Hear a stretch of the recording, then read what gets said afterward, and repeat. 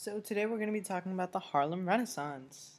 Now, the Harlem Renaissance actually started much before what is known to the mainstream as the Harlem Renaissance. The Harlem Renaissance actually started years before that, during a time period known as the Great Migration, which is basically an act in which 6 million African Americans moved from the southern parts of the United States to the northern parts for reasons that were social, in the sense that they were discriminated severely and mistreated, which I'll go into a little bit more detail in just a minute.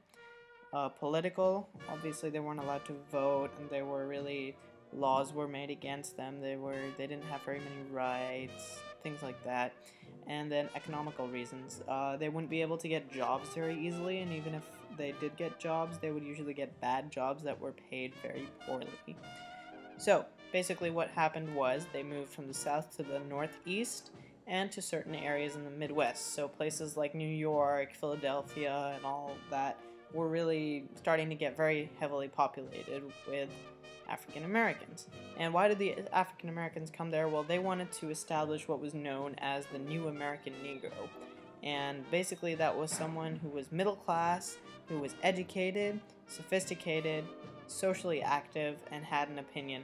They were no longer afraid of their culture and their race, and they wanted to really do away with stereotypes such as the blackface minstrelsy, which was very popular at the time.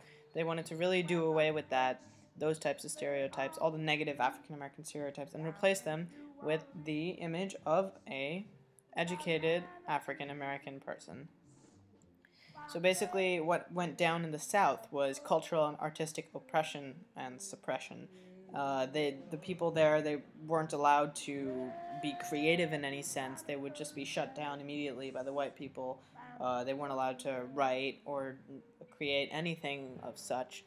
And, when these people came together in Harlem, which is a place in New York City, hence Harlem Renaissance, what would happen was the very start of it was actually like a book club type of thing for African American people. They got together, they would discuss books, and then suddenly someone was like, hey, wait a second, we can actually create our own stuff.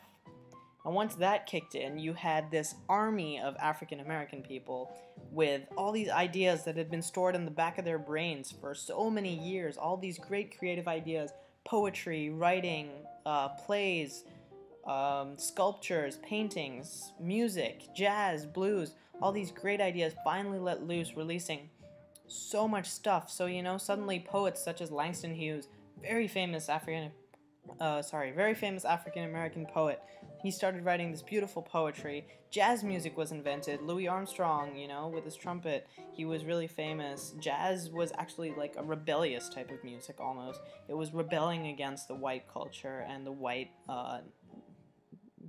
habits, because jazz music went against all rules of typical music at that time.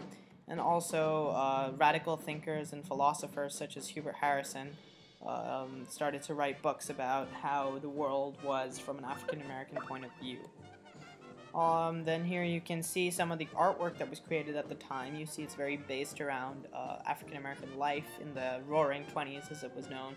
You can see them having some fun in the bottom right, really how music played a big part of their lives, bottom left, education, top left, and just a quick depiction from the African American life. So here's a poem written by Langston Hughes, and I'd like you just to take a moment to read over it.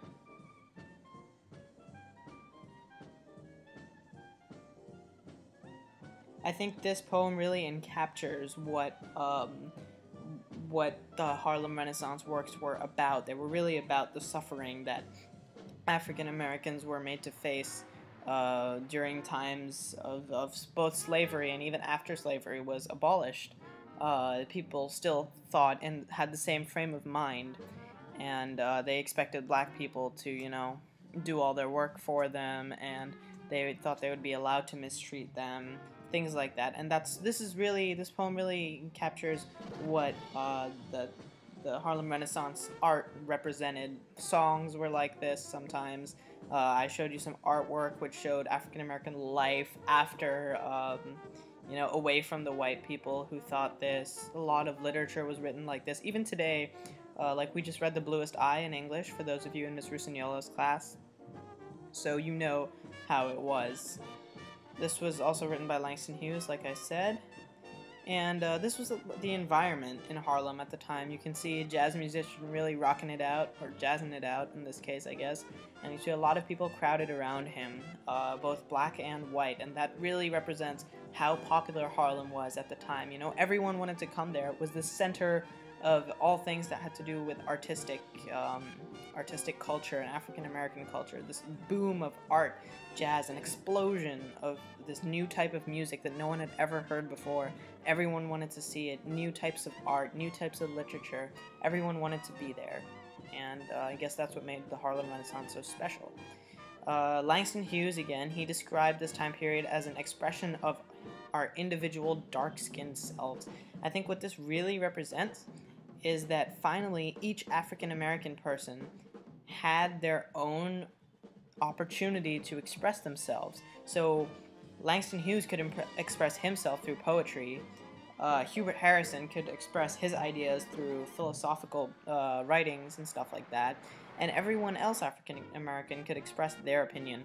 And before this period of time, that was not actually allowed.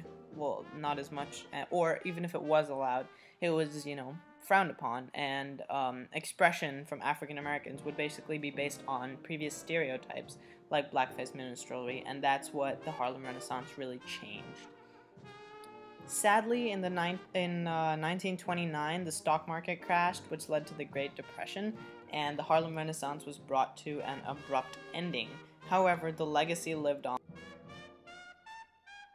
So it basically came from marginalization in society, alienation towards cultural and social things, demand for acceptance also within society, and rise in awareness of black culture led to the great success that was the Harlem Renaissance. And I say that it's a great success not only because of its explosion of culture, but also on a sociological level.